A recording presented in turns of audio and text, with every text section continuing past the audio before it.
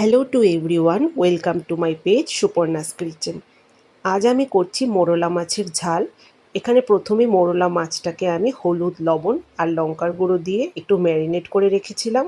তারপর একটা কড়াই নিয়ে সর্ষের তেলে মাছগুলোকে ডিপ ফ্রাই করে নিয়েছি। মাছগুলোকে ডিপ ফ্রাই করে আলাদা করে রেখে দেওয়ার পরে ওই তেলেই আমি একটু ঝিরিঝিরি করে আলু কেটে সেটাকেও একটু নুন দিয়ে ফ্রাই করে আলাদা করে রেখে দিলাম। আবারও সেম কড়াইতে একটু তেল দিয়ে আপনারা সেখানে টমেটো কুচি একটু নুন দিয়ে বসিয়ে দেবেন যতক্ষণ না টমেটোটা গলে যায়। টমেটোটা গলে গেলেই আমরা সেখানে অ্যাড করব আদা রসুন লঙ্কার পেস্ট।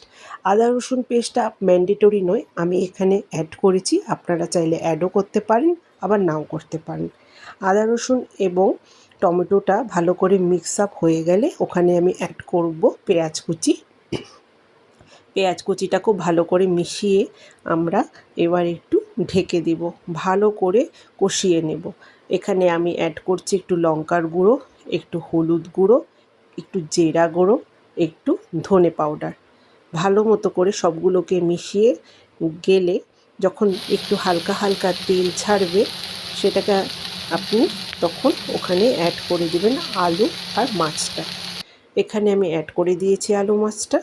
এখানে রেডি হয়ে গেছে আমার মোরলা মাছের ঝাল। Thank you for watching.